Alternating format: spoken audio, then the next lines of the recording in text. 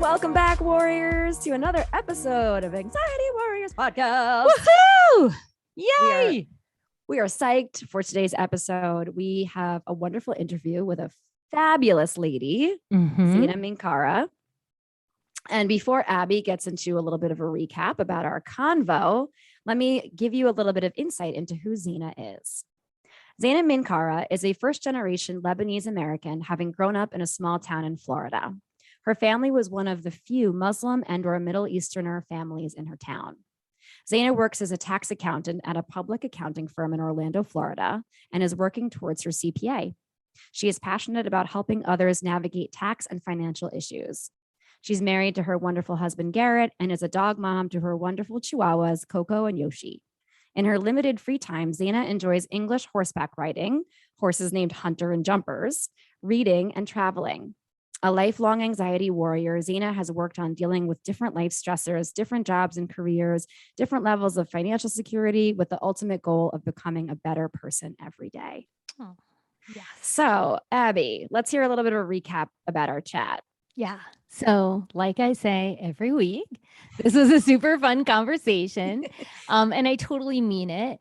Zanah is actually married to my cousin. So Zanah is a cousin of mine. And this is actually like the first time that Zanah and I have really talked about anxiety. And so this was actually pretty new for me. I did not know all of her story, and I find that that's something that's just really beautiful, is when you can connect with family and talk about the things you don't usually talk about. So Zanah really starts off by sharing how, she is a child of immigrants, she's first generation, and how living in America, in some ways, she was parenting her parents in teaching them, how the world functions, what it's like to be in America, because it's not what they were used to. And while she's doing this, she's living in a small Southern Baptist town in Florida. Her parents, her parents are from Lebanon and they're Muslim, and she's living in the small town during 9/11. And so she just shares the story of how she navigates being Muslim during 9/11 in a small town and what that's like, but also the other layers of just being a teen in a high school and how hard it is to manage and navigate things like social anxiety or social awkwardness, and how you belong or don't belong with other groups of people and how to make friends. And she shares how over time she's learned to reflect and take responsibility for herself, to help herself, feel like she belongs more in this world with other people. And she shares a really beautiful story at the end about how we don't have to do big, grandiose gestures to make friends. We can just do small things. Yes, we are really excited for you all to hear this conversation. Here she is. Welcome back, warriors. We are joined by a very, very special guest. Zanah, welcome to the podcast. Yay. We're so excited that you're here with us tonight. And we're just going to dive right in. Tell us a little bit about how anxiety shows up in your life, how it showed up, just whatever. Let's hear it. Yeah, I mean, anxiety is probably a lifelong issue for me, but I think it really started mostly in high school, where I really started to notice it. You really see, your friends are getting boyfriends and, they're going off doing this stuff, and there's new cliques and there's new this, and you're trying to figure out, like, which group am I part of? Where do I go? Like, that was kind of hard for me to figure out. And like my best friend, Christine, if you looked at us in high school, you'd be like, you two are friends. Like, you would never know we were friends. Like, we didn't have like a whole, we didn't have a clique and we didn't have a thing. And I was friends with a lot of people. And, but, I was always super self-conscious. I was like, oh, am I girly enough? Is my hair ugly? Because I was a horrible dresser. I had horrible fashion sense. I did not wear makeup. I was very tomboyish. It was not pretty. But, my family is from Lebanon and we are Muslim. So that was definitely an interesting perspective, I guess, to have in a small Southern Baptist town in Florida. We were probably one of a handful, if that, of, Middle Eastern and or Muslim families in the area. So, it was definitely difficult, being of a different religion, different nationality from people, people were not that nice a lot of the time. Being from a pretty small religious town, it was a lot of, well, if you don't accept Jesus, like we can't be friends. And that's just kind of hard to hear, like, oh, okay, well, cool. Well, I'll see you at school, I guess. And yikes. In ninth grade, 9/11 happened. Mm. So that definitely caused like a lot of anxiety, because I don't look Muslim. I don't look like a Middle Easterner. Some people have a hard time pronouncing my name, and that's really the end of it. So in high school, people really said how they felt, and they didn't really realize like a Muslim or a Middle Easterner was in the room. So they would say stuff about Arab people or Muslim people or people of color. And I never really stuck up for myself. And that kind of sucks. Like now that I look back at it, I should have been like, hey, fuck you. But, I might have been like, hey, that's not nice, guys. Ah, shucks. Okay. But I probably, as outspoken as I was about other things, like that wasn't really something I really brought up. Right. So between, dealing with this backlash that the country, faced, and of course everybody was upset, and it was a horrible thing to have happen, being part of that group that's now being called out like on mainstream media kind of sucked. Right. I mean, there's so many pieces in this story, right? Because the first thing is like middle school and high school are hard. They're hard.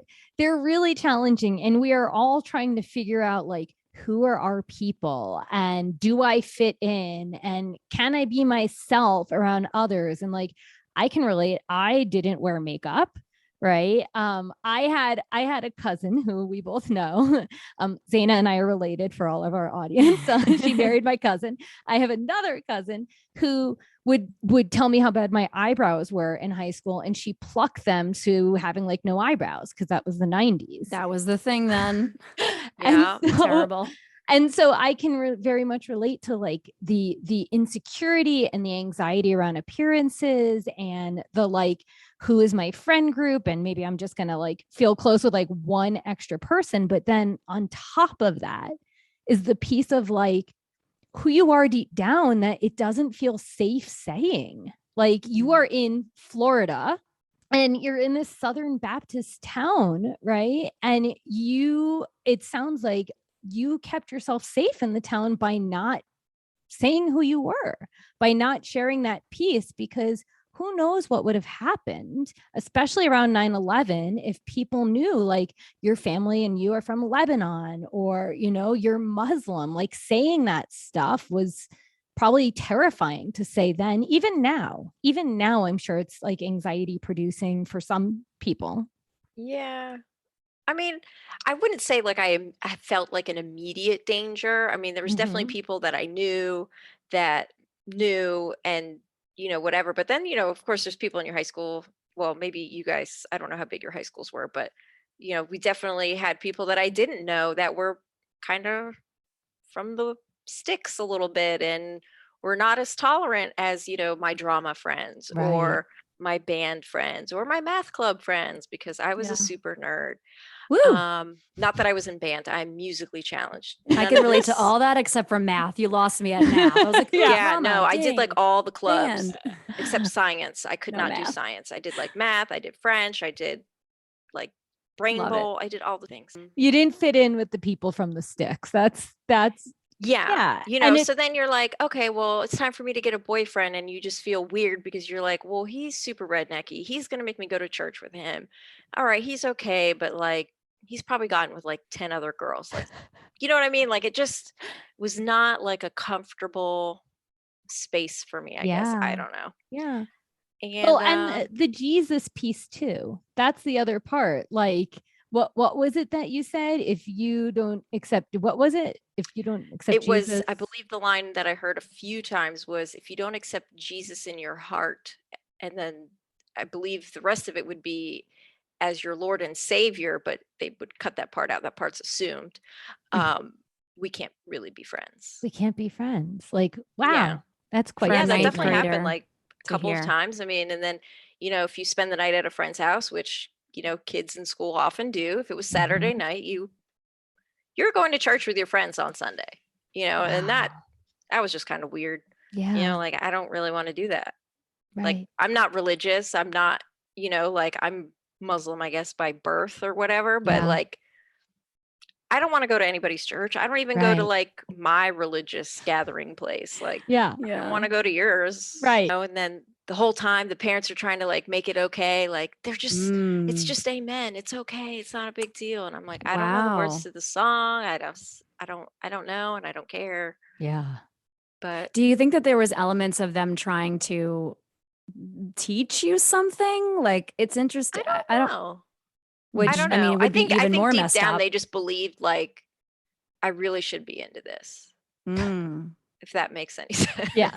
I mean, so that was definitely anxiety inducing. Like, oh, will they still want to be friends if I don't go to church with them? Or, oh, will they still want to be friends if, I don't convert, which obviously I never did. Yeah, that was high school was a weird time. Yeah. I'm curious, like, what do you know anything? How did your parents react to 9/11 and their experience in the small Southern Baptist town? Did they talk to you about it at all, or was it not Well, really? So my mom was a housewife. She's in her own little bubble. She barely goes out. She just goes to the store and comes back. She doesn't work. She doesn't have a job. And my dad just worked a lot. He just went to the office and he came back, or he had a lot of like out of state like contract positions. So he'd be gone for like a month and come home and visit, go home, go back and come back. Like, so he was gone a lot. I do remember on that day that he was really sad. Like, even my mom was like super sad, but not only was he like upset at what was happening, but I think a piece of him was like devastated that it was someone that he was now going to be associated with, even though it was someone he didn't even know. Right. It was a tough time. I remember like my dad just kind of doing like one of those head in your hands kind of thing, like when they announced who it was, and they were pretty definitive about it. That was after like the whole day of like watching that footage like over and over, like, and the pundits saying like the same thing. You're just like drained by the end of the day. Yeah. Yeah. Yeah, but that's like another interesting thing, like that's difficult for people whose parents aren't immigrants, is the kids are in charge sometimes. Like, I have to tell my mom still to this day, like, how the world works, like how the US functions. Like, no, mom, like, you have to stand over here. No, you have to call, you have to do this. Like, some of the social things, like, they don't really understand. Like, they invited you over, you have to like go over there. Like, yes, you bring something with you. Like, I don't know. There's a lot of anxiety, like as a kid, that you're kind of having to tell your parents like how to behave, like in front of your friends' parents a little bit. What's like socially accepted in this country. Right. Yeah. And so my mom never really like talked about any of that. Like it's just kind of like a whoosh over her head a little bit. Yeah. I mean, yeah, it was awful. And she was, sad about everybody who was affected by it and how it kind of like tore our country apart, but never like a sit down kind of conversation with me. Yeah. Interesting. I was just, in the moment I was like, man, we didn't, like when we talked about this story in our call, I was like, I wonder how the whole family unit might have reacted and how that might have been different from you. Speak to us a little bit about how anxiety shows up in your mind, in your body, in your behaviors, either then or now, or maybe if there's some carryover from your youth into your adulthood. Yeah, for sure. A lot of it is worrying, just worrying thoughts, just like incessant, just like nonstop, like almost repetitive. Like I literally woke up at 4 o'clock this morning, like super excited for this. And I was like rehearsing what I was going to say. And like, like the whole thing, like, Mm-hmm. you do the whole thing in your head. And so there's definitely that. There's scratching, like I'll definitely itch, Mm-hmm. pick at my nails, pick at my skin on my hands and my feet. Um, and eating, definitely stress eating. Like that's like the number one. Like, can I go find something to eat right now? Mm. Do you have your go-tos? Carbs, Carbs. muffins, Hey, carbs cookies. are comfort. Yeah, like if it's in the pantry, I'm gonna eat it. Desserts. Yeah. Yeah. So My nephew sweets. affectionately calls me the dessert queen. That's a good name, actually. Yeah. I, like I it. don't mind it. Yeah.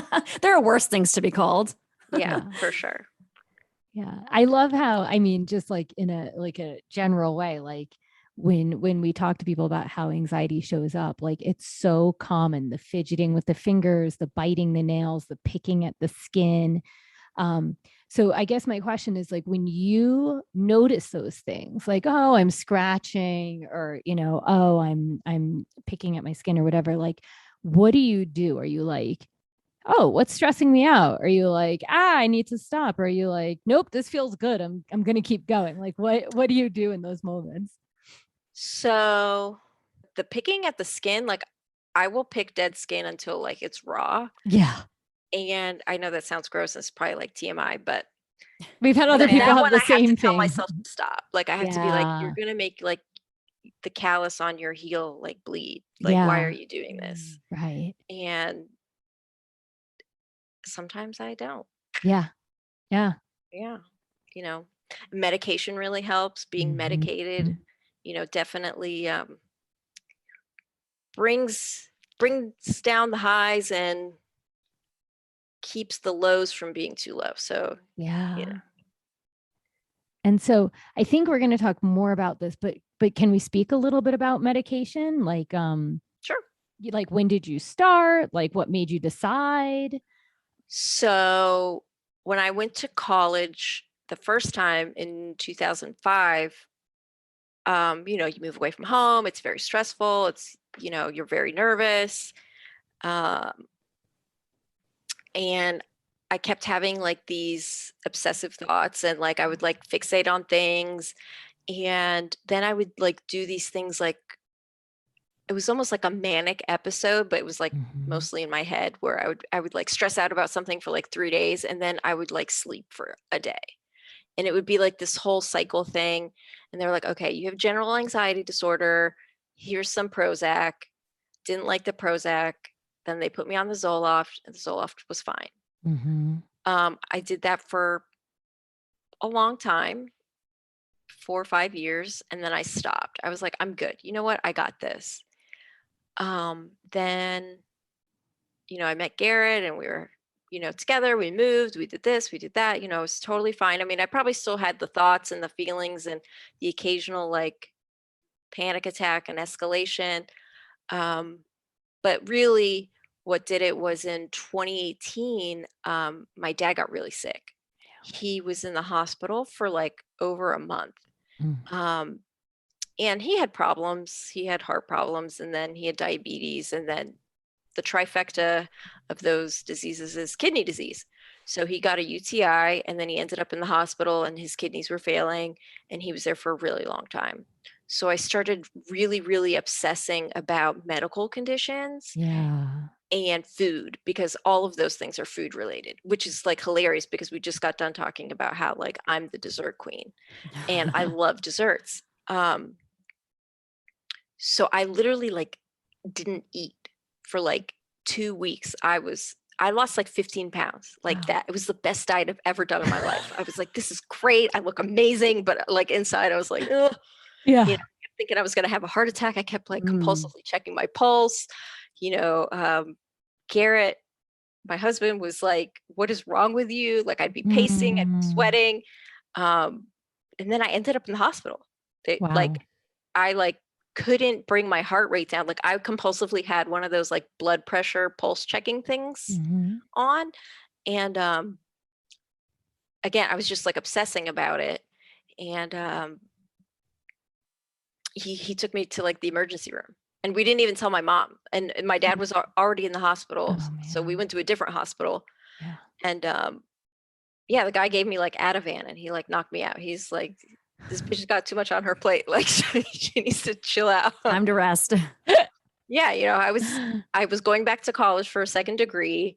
My dad was in the hospital. We had just moved back to Florida. I had just gotten like a random job at like Publix or something. Like I was trying to do everything for everybody. Yeah. And seeing my dad like that, you know, first of all, my dad was a horrible patient. Like I would give anything to like spend one more day with my dad, but boy, was he a dick. And he was just not nice. Like he wasn't feeling good. Like he wasn't, he was super medicated. So things were just coming out. You know, that really sucked to see. And then I was like, oh my God, this is all because of food. He has this problem because of food. Like I'm not going to eat anything. The bear claw with my coffee, definitely not having that.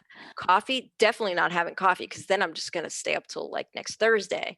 So, I mean, it was just like an elimination. Like, and then I think I would have like one meal a day. And eventually, like, I ended up in the hospital for like a couple hours. And then they gave me something, but it's really for allergies. I forgot what it was called, but it'll like just kind of make you go like, which is kind of like what I needed sometimes. But then I went back, and now I'm back on the Zoloft again. So it's real good. I just want to highlight one, like meds are tools, right? We can use them to help us. Because I think sometimes there's stigma around medication and also around therapy. And I think that, you know, I think they serve a purpose for sure. And I've been on meds for anxiety as well in my life. And I've come off of them. And when my dad was ill, I started taking some Ativan again, you know, like you can use them to support you. And the other thing I just want to say is I just feel like, you know, mental health is so undervalued, like, it's just so overlooked, right? Like you have all of these things on your plate. And how often are people like, hey, like maybe you should see a doctor for your mental health. Like, let's support that piece of it, right? As opposed to just like a broken bone and dealing with that, or a heart racing and going for that. Right. There's so much shame around it, right? It's like what you were just saying, Abby. I appreciate you saying it's like, I mean, we've said it like broken records here on this podcast, how often the stigma around therapy, the stigma around talking about mental health, about being honest about your anxiety or about whatever it is that you're coping with on a daily basis, and being able to say, hang on a second, this is a part of me. My mental health is a serious part of my health. So why is there such shame surrounding it, right? And so many warriors out there, I'm sure, can relate to like the thought, not that that's what you were saying, Zanah, but like, I think generally what Abby was alluding to is that there is the stigma surrounding. There is. Yeah, absolutely. And there shouldn't be. There should be zero shame around getting the help you need in whatever form it's going to come in. And that could be medication, and there's nothing wrong with that. So, yeah. I remember going to therapy, and like, I'm telling the therapist my problems, and I'm like, this is such a basic white girl problem. Like, you know what I mean? And I'm like, oh man, I'm upset that like, you know, my sister did this when I was 12, or, you know, you know what I mean? And it was just like, but those are my problems, you know, and just because someone doesn't really think your problem is a big deal doesn't mean like it's bad that you're going to talk about it. Yeah. You need someone to hold the space for you to process it, because otherwise you're still holding on to it. Right. Yeah. And that's the beauty about therapy is you can really process stuff out loud. And if it sounds like you need help, the therapist will help you. But sometimes like, I mean, I know I went there and I talked the 40 minutes. And at the end I was like, I feel better. I've made sense of things, you know? Yeah. Sometimes people just need to be heard. That's it. Yeah. And, you know, I just want to say in relation to like mental health and you know, getting care, it's like if we break our arm, we're not going to be like, no, I'm not getting a cast. Right? Right. Like There's no I mean, shame around getting a cast. yeah, right. Oh my gosh. Weakling. You broke your arm and you're going to put a cast on your arm and Just it's pop like, it back in. What's the problem? yeah, yeah. You should just suck it up Just and go to get work over the it. next day. Just get over it, right? You're being dramatic. Yeah. Right. These are Right. the bullshit we say to people that are experiencing, you know, emotional issues of any kind. Yeah. You're Yeah. being dramatic. Get over it. Such BS. Mm-hmm. Crazy. All right. Well, part of our call, which I really loved, Zanah, was about how social anxiety has played a role in your life. And you talked a little bit about this, thinking about what it was like to be a teenager, and you had, you know, some anxiety surrounding appearances and all that jazz. So, like, talk to us a little bit about how social anxiety has played a role in your life. Oh, yeah. So that's a big one. So, you know, we went over how, you know, my parents are from a different country, and I, you know, I don't look different, but you know, my background is different. I go home and it's different at home. And so, you know, it was hard, even though I've always lived in this country. I've never even been to Lebanon. I've never, you know, lived over there. I've lived here my whole life. I'm a citizen. Clearly, I was born here. My parents are naturalized citizens. But there's always this weird, like, social purgatory. Mm. I'm not Lebanese enough to be Lebanese, and I'm not American enough to be American. So, like, even I have one Lebanese friend that I met at school, and she was like, "Oh, Lebanon's not really your country, like it's my country," because she grew up there. And I guess that's true, you know, like technically the truth, but still suck to hear, you know, like, Yeah. so there's definitely that aspect.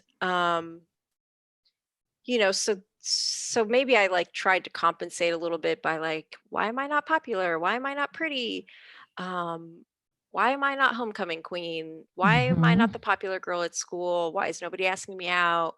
Maybe they did, and I just was too dense to get it. I don't know, but I definitely felt like I was the ugly duckling. And I started to look at like my behavior. Clearly the clothes needed to change. Clearly I needed to like work on the hair, because I'm pretty sure for 10th and 11th grade I had a mullet. Accidentally, okay, I had like a pixie cut that was growing into like normal length hair. Yeah. And it just didn't look right for a few Temporary years. mullet. I mean, you were in Florida. Doesn't that fit in? It's like the standard. Just Apparently kidding, not. Floridians. Okay. You know, I wore mismatching clothes because I was just so cool and like whatever. So then as I got older, you know, of course Garrett is wonderful. He's like the sweetest human being you've ever met. So then you Agreed. start to like reflect, like, I could be more like this person. You know, I could soften some edges. I could work on some things. So I started doing like you know, this lovely book here, How to Win Friends and Influence People. It's one of my go-tos. I do need to reread it. But just things that like help you make friends, Yeah. like how to function in the workplace normally, like don't tell people their clothes look ratty, or you know, like things people have said to you, Yeah. or things you have heard your father say in the car about somebody outside of the car. Cannot hear them. Yeah. Which, you know, as a kid, you're like, oh, that's kind of true. Like, but it was horrible and it was super mean, and you shouldn't be saying stuff like that. Yeah. But it was normalized. Yeah. So I worked a lot. I worked a lot on softening my approach to things, softening my replies to things. So I feel like that's helped. Yeah. I feel like I can at least be invisible. You know, like if I just look the part, I'll just be overlooked, and I'm okay with that. Yeah. I definitely speak up when I feel like I need to speak up, and I've definitely worked on my approach to a lot of things, and I do feel like that helps. Like if you sit and think about like, okay, if everybody around me is the asshole, I'm probably the asshole in this situation. There's a common denominator here, and it's me. So let me figure out Yeah. what I'm doing here. Right. Whether you make a list of what you think is awful about you, or you just try out being nice. Yeah. Like, that was the first thing. It was like, instead of saying something mean, say something nice. Yeah. Yeah. Like, hey, your hair looks good today. Like, just, it was free. It doesn't cost you anything. Right. It's totally fine. And sometimes you end up making friends with people you never thought you would make friends with. Yeah. There was a woman, like an older woman, who clearly smoked like 4 packs of cigarettes a day. And she sat behind me in one of my more recent college classes. And she would like cough, like, like randomly throughout the class. Yeah. And so like, I, give her like the over the shoulder, like, what are you doing? Like, can you not? And then I decided, instead of being mean to her, I was going to be nice to her. And I offered her a cough drop, and we became friends. Oh. Yeah. Like, we started talking, and then it turned out her son had kidney disease. And we talked about my dad and her son. And she works in a restaurant. She does bookkeeping. And she was coming back to get her degree in accounting. And it was like a whole thing. And like, we texted for a while, and I haven't actually reached out to her in a while. I probably should do that. But that was one way that I overcame my judgments and my fear, and I made a friend. And that's huge, because it sounds like, one, like part of your childhood, either what was being modeled to you or how people were treating you, was by like tearing people down or pointing out the negative, and so that's how you grew up, thinking that was like the normal way of being and interacting. And I mean, I definitely like had some friends that's what we did. We tore each other down, and that was our friendship. Right. But I mean, I just love personally, like, Garrett, who is Zanah's husband and my cousin, right? Like, inspired you, where you're like, oh, wait, there's another way of being. And then you did the work, and it doesn't have to be these huge, grandiose actions. It's like, let me offer a woman who's coughing a cough drop rather than being annoyed with her. And like, it opened up a friendship. And it's just like those small steps that we can take.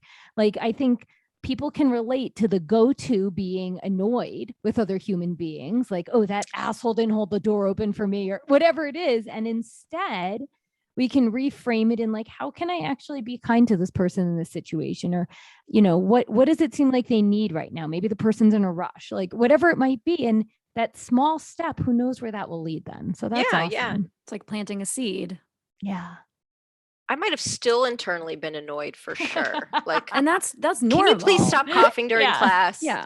But outwardly, and I mean, it was sincere. Like, I'm just joking here. Yeah. But really, like, you found a way to connect. Yeah. I right? tried. Because when people feel like you cared enough, right? To hand someone a cough drop who's seriously hacking behind you, while the instinct is to be like, please shut the hell up. And I'm trying to learn. And also, I don't want you getting me sick or whatever may be going on with you. I just think what I'm hearing is that you found a way instead to connect to that person. Mm-hmm. And that person, I'm sure, left feeling, you just said that this person became a friend. And so there you go, right? That's your answer. Yeah. But even if you didn't become friends, right? Instead of being like, can you please be quiet or stop cough away from the back of my head? Or that's instantly going to shut down that person. Right. But instead you chose to connect and in a way that was accessible and felt safe for you too. Yeah. Right. Yeah. I love that too. And I can definitely relate to the notes of like, and I think it's awesome that you've chosen over the years to reflect on your own way of speaking and acting towards others, because I don't think that's always easy for folks, especially people with social anxiety. So or with social awkwardness, which I definitely have always had like my whole life. And so I could very much relate to sort of like having an edge to some of my responses to people sometimes. Yeah. I mean, I think a big part of, at least with the social anxiety, is just kind of embracing it. Mm-hmm. Like, I don't like public speaking. And I know, we had Lou on and he talked about public speaking, but like, I got super nervous, like public speaking. I'm not even public speaking right now. And I'm like, But like part of it is like, you know what, I'm just going to do it. Like Yeah. I'm just going to do it and it's going to be fine. And like you said, you could just turn around and be like, listen, that wasn't the greatest thing. I'm sorry, you know, like, but, Yeah. and you just own it. Yeah. But part of, Totally. I think a big step with me overcoming a lot of the social stuff is just, you know, thinking the bad thought, assessing the bad thought, and then like figuring out how like I can make it not so bad. Yeah. Yeah. What's the next step to making it, you know, a better thought or a better thought? Right. Yeah. Yeah. Right. Or do I need to say everything I'm thinking out loud too? That's Right? true. That was hard for me to learn. Well, we're glad you. Just really quickly, as a side note, you are stunning. Oh, I know thank you've mentioned you. many times like that. I mean, look, we all have our weird insecurities about the way we look, but I think you are absolutely beautiful. I just want you to Aw, know that. So, thank you. you've mentioned this already, and we kind of dove into it, but you talked about how anti-anxiety medication has played a big role in helping you to cope with your anxiety. So, what are some of the other things that you like to do? Some of your go-to strategies for when you're dealing with anxiety in one way or another? Um, I like napping. Napping is great. Probably just doing something that I enjoy doing, just taking a step, you know, if I'm working or if I'm studying and I'm just like overwhelmed and I'm not focusing and I just keep picking up my phone. That's like my go-to is just to zonk out on my phone. Yeah. And like I really know like I gotta stop. Like I get the alert like every week, you know, like, hey, your shit went up like 500%. Like, thanks for being on the phone all day. And, you know, like I just feel like I have too much going on. So like I try to take a step back. I try to like maybe just watch TV or like just do one thing. Because I feel like sometimes when I get overwhelmed, I'm like, let's see how much I can pile on. So I don't like feel any of this anxiety and I'll get more done and I'll be busy. And because there's like the whole busy versus productive thing. And Yeah. if I'm just busy, I'm not dealing with it. Right. So I try to not be busy, hanging out with Garrett. Since my dad passed away after being really sick that one summer, my mom lives with us. So that's super fun. I like hanging out with her. I got 2 dogs that I like to hang out with. When I, you know, had spare time, I rode horses and read a lot of books and like to go on trips and stuff. Yeah. Yeah. Pretty typical stuff. Maybe a mani-pedi every now and then. Yeah. Well, treating yourself. So I can relate to a lot of those. First of all, I love that you said napping because that is like when I am feeling super anxious, when I'm feeling overwhelmed, like I feel like giving myself permission to take a nap is sometimes the nicest thing I can do for myself, right? Like a guilt-free nap. And it also, I feel like sometimes like with that overwhelm, it is so overwhelming inside the body. Like the body needs a break from the feeling of anxiety. But the other thing that I like is that you said you use your phone, right? And I think that sometimes, I'll speak for me. Sometimes when I'm overwhelmed and I'm anxious and I feel like I have so many things to do, it's hard for my brain to choose the next step. So it's easier for me to pick up my phone and like mindlessly focus on my phone. And it actually helps me start to let the other thoughts settle. So it helps me choose the next step. And so I just want to like say like, you know, sometimes even though like we know like our phones aren't that great and we can be addicted to them and we might waste a lot of time on them, they can also serve a useful purpose. Because sometimes by checking out from the overwhelm, it can help things settle. So then we can figure out the next thing to do. I like the positive spin you put on that. We can spin anything, spin room here sometimes. Yeah, I really value you saying all that stuff too. Cause I feel like a lot of people, not just on this podcast, but generally when someone's like, how do you cope with the shit you have to deal with in your life? People want to like paint a picture of things that not necessarily are false or fake, but they're telling you this only the stuff that sounds good. Like, oh, I do deep breathing and meditation. And Abby and I both do both of those things, but those aren't our only strategies. Some of my strategies are like, I'm going to watch The Office for my 1000th time through. I'm going to put on the baking show because it makes me happy and our world is crap. Like, there are normal, like mundane things that we can do that there's nothing wrong with also like dipping into let's clear our thoughts for a while realm. Right. And I'm going to nerd out just for a second, but when we think about our nervous systems and when we think about like when we have a ton of stuff to do, it is a threat to our nervous system. And when that overwhelm happens, sometimes our body wants to react like it's a bear, right? When we have a lot of stuff to do and we don't know where to start. And so what a go-to behavior might be is a form of disassociation, where instead of seeing all of the things we have to do with the threat head on, we need to actually like take a break and disassociate from the moment. And we might use TV and phones and all that from it. And so it's like some of that behavior isn't like being lazy or like not ignoring. It's like a form of coping with the overwhelm of the stress. And then like we get back together and we're like, okay, well, there's actually like a lot of stuffed animal bears and it's not an actual bear. And now I can handle it. Also, naps are life, by the way. Yes. Like, naps are life. I've been napping. I never stopped napping since I was like 2 years old. I know. It's a shame they take it away from people like in middle school, high school, adults. Like, why is it only kindergarten you get to take naps? Like, I get tired after lunch. Me too. I'm a morning person. By like 2:30, I'm like done. I'm done for the day. My brain sometimes I'm like, Agreed. No, I need a nap. Yeah. Yes. So Zanah, tell us a little bit about what you feel like your relationship is to your anxiety now.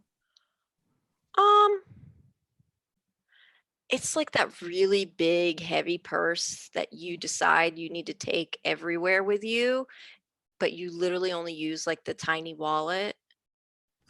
Like it's just there. It's just the bag with all the shit in it that it just goes with you. And you have really good biceps now because of it. And you have all the tools for everybody around you. You know what I mean? Like it's just there. It's just something you take with you every day. And you just take a deep breath and try and be positive. Yeah. I love that analogy. Right. It's like, okay, my relationship to my anxiety it's heavy. It's not always comfortable. There's pieces that serve me. There's pieces that don't serve me. I'm going to lug it around.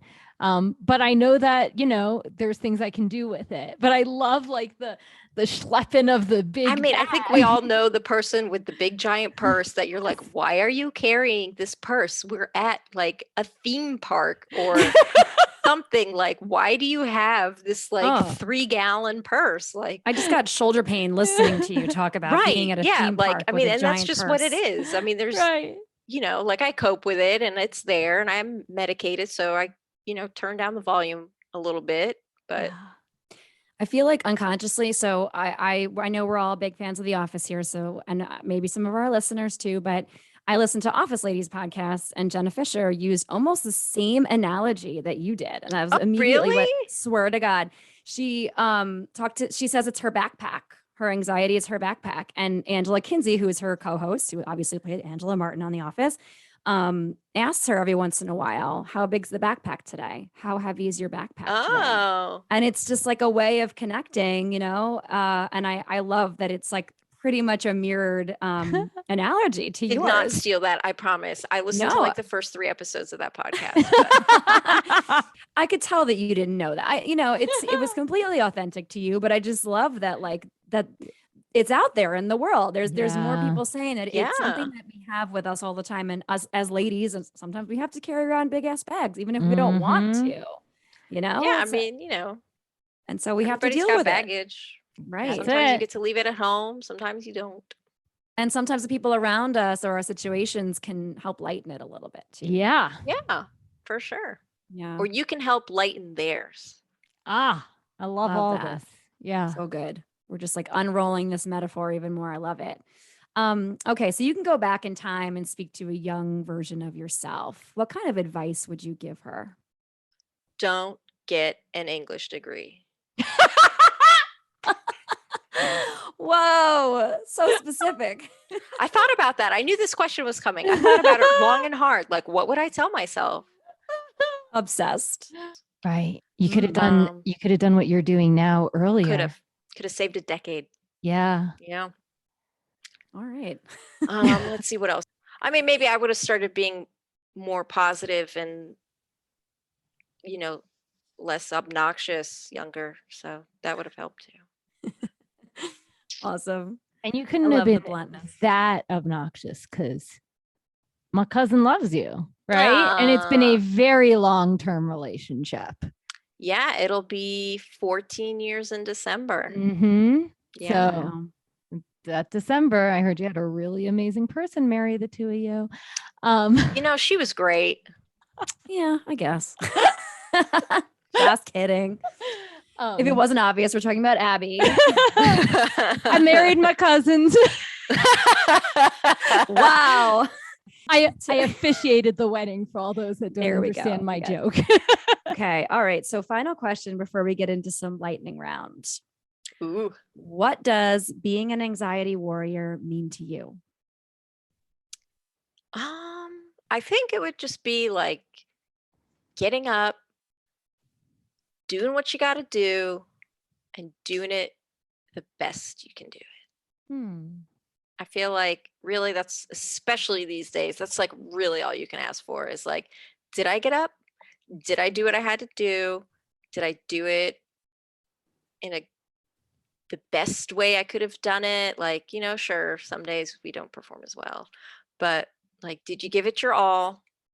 And I mean, did you keep the voices below? Keep them at bay. Right. Because that's part of it is like, the ability to do the best you can each day changes because like, what's the narrative going on in our head? And, how heavy is our bag that day? Right. And so the ability to get up and show up. And I mean, it sounds like and accept that things change. Right. And you're going with the flow.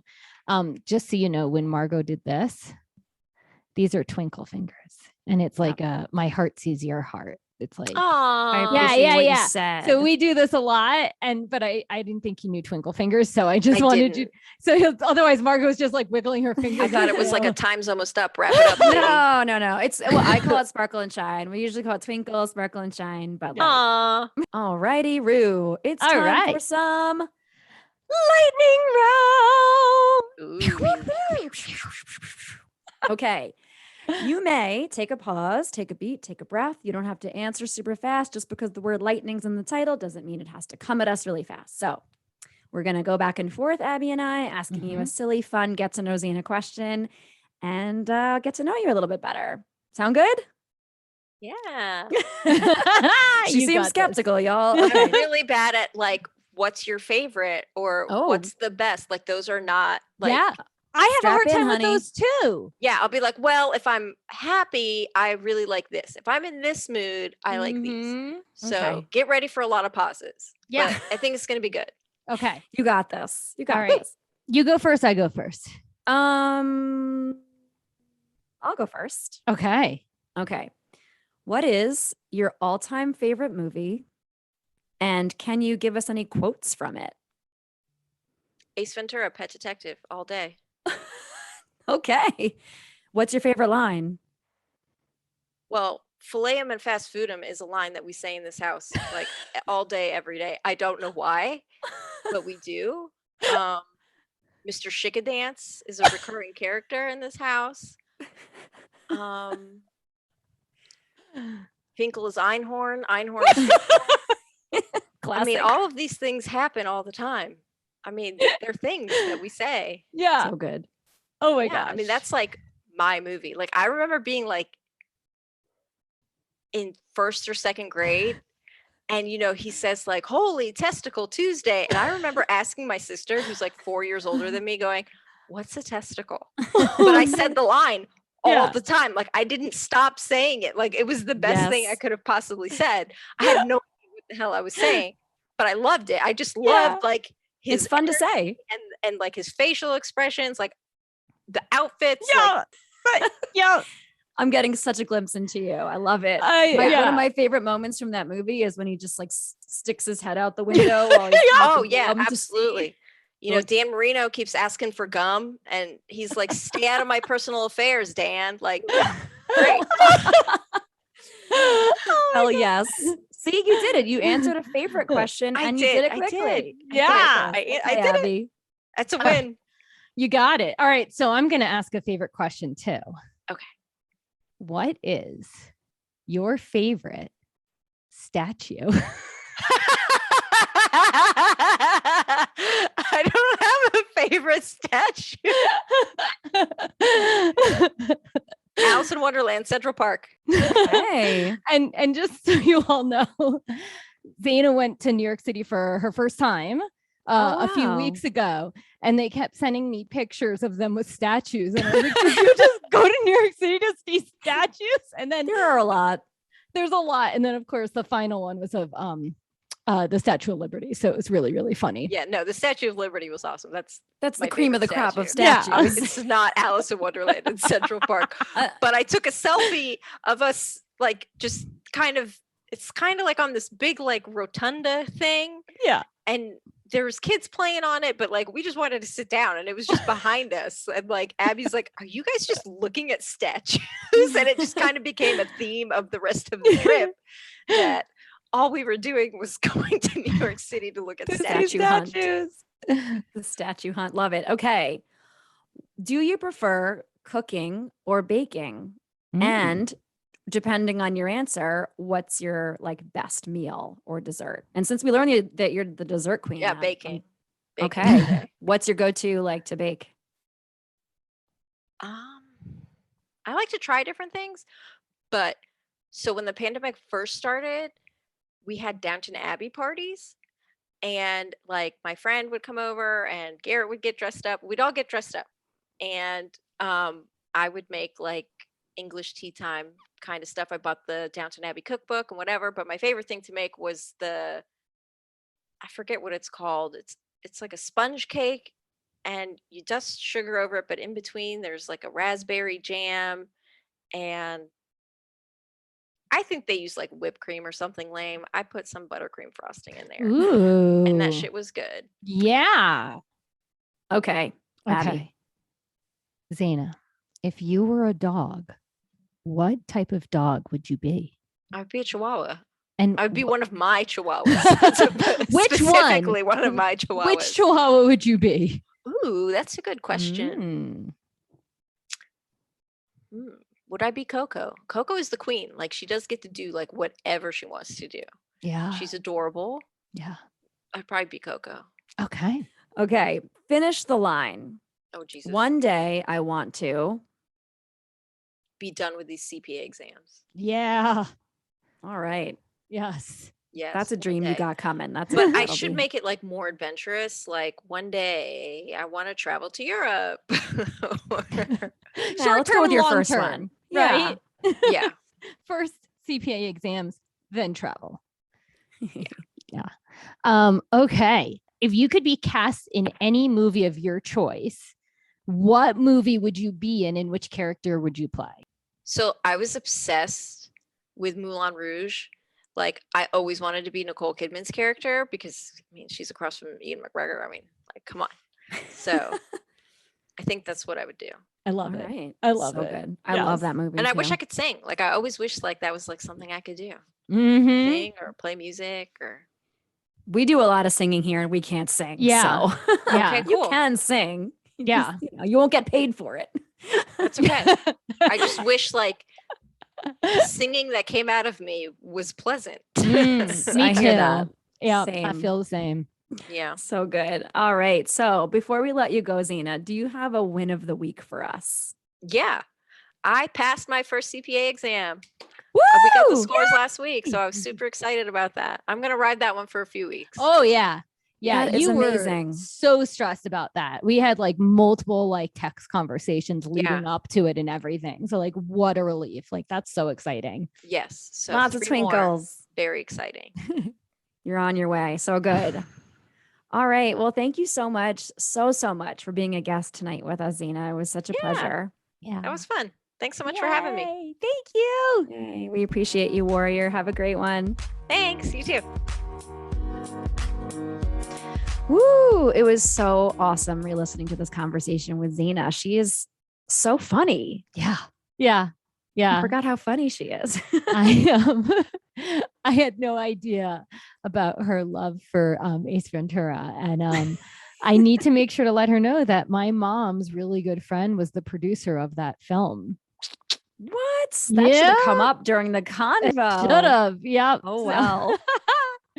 Yeah. Super fun. Goodness. Yeah, it was a great chat. What were some of your takeaways from this conversation? Okay, so there's so many takeaways for me, and part of it is because, you know, Zanah is part of my family, but we don't always have these conversations, right? And so for me, I had no idea about how she grew up in a small town in Florida during 9/11, and you know, for me, like, one of the takeaways is you just never know. You never know someone's story. You never know their background. Like, maybe you learn it at some point, but just how important it is to be aware of what you're saying and how that can impact other people, even if you don't assume stuff about other people. It just, yeah, that was something that just was really coming up for me.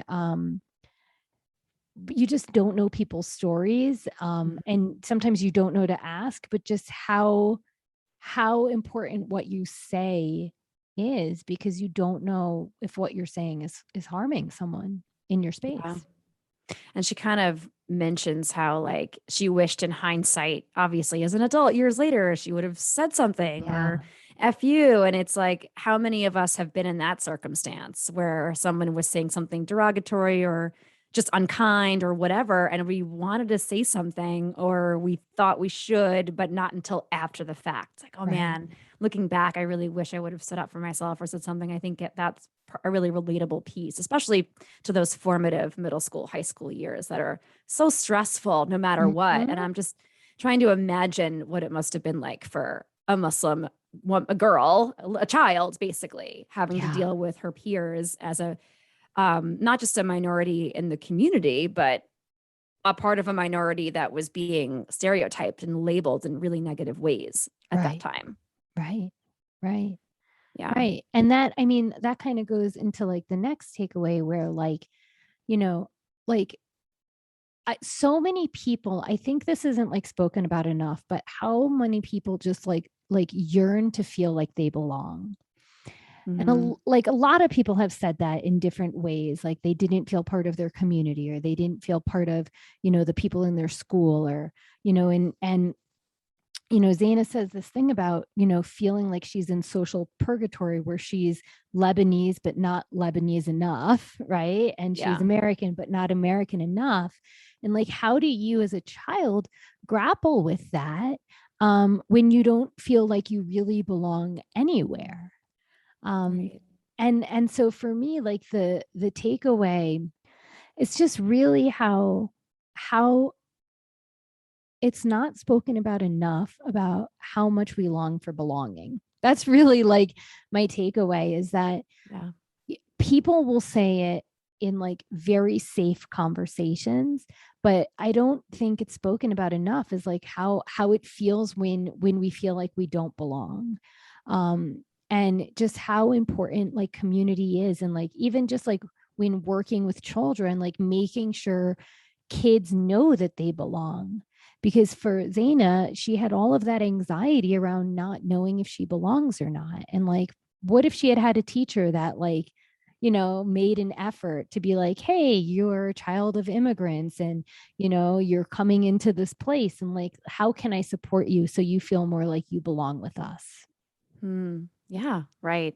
How challenging that must be. And as you just said, we don't know what everyone's story is. We don't know how the things we say might be taken by them at any point. And I also got this sense, another takeaway was that, like, we cannot be afraid to go back to a conversation later and either not necessarily apologize, but like revisit a moment with a person, in a social setting or whatever. And she kind of beautifully, very bluntly reflects some of the aspects of her personality or the way she related to people how maybe it wasn't the greatest. And she kind of noticed, wait, if I'm maybe the common denominator, if everyone around me is a jackass, maybe it's about what I'm attracting or how I'm speaking to others. And it's amazing that she's truly able to self-reflect that, because not everybody's able to or willing to.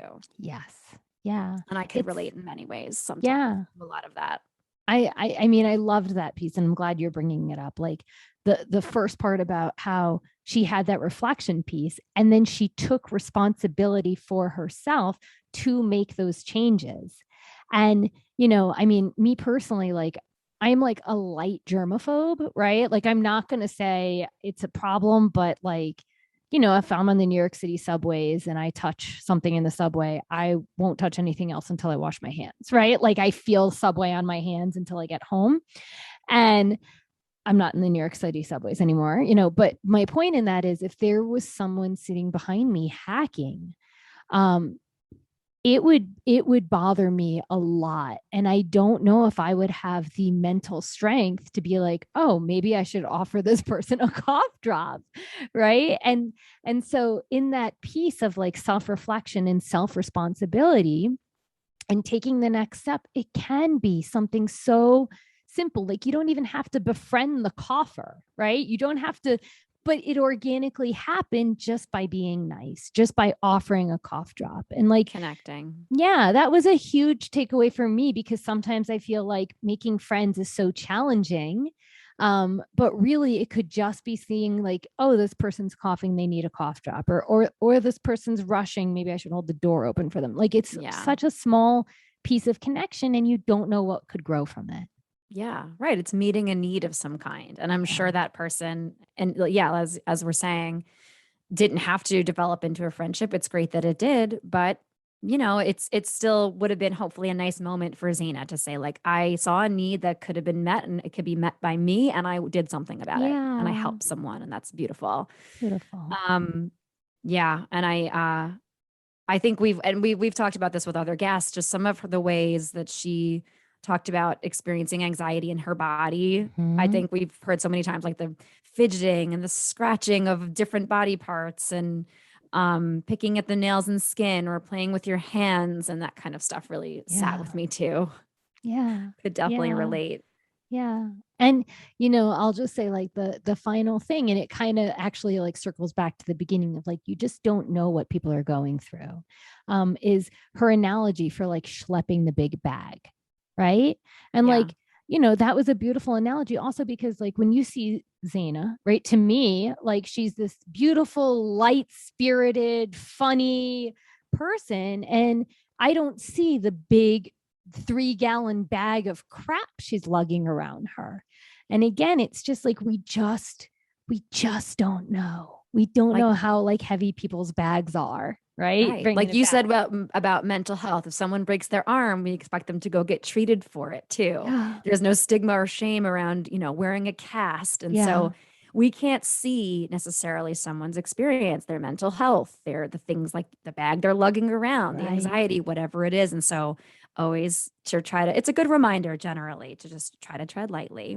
And I really love too about how she talked about being on medication and how that served her well. And that she didn't feel it was any longer needed, she stopped taking it. But then a few years later, when there was a need again, there's a need again. And I think it's awesome that she was just like, okay, well, this is what I need right now in this moment at this time in my life. And there's nothing wrong with that. Right. I'm caring for myself. I'm treating myself. I'm getting what I need right now to allow myself to live, you know, more of a life as a human being. Like, in a happy, healthier, stronger way for your own self. So we hope that you love this episode, Warriors, as much as we did. I hope you connected with Zanah's story, and we thank you for being here. As always, we love you so, so much.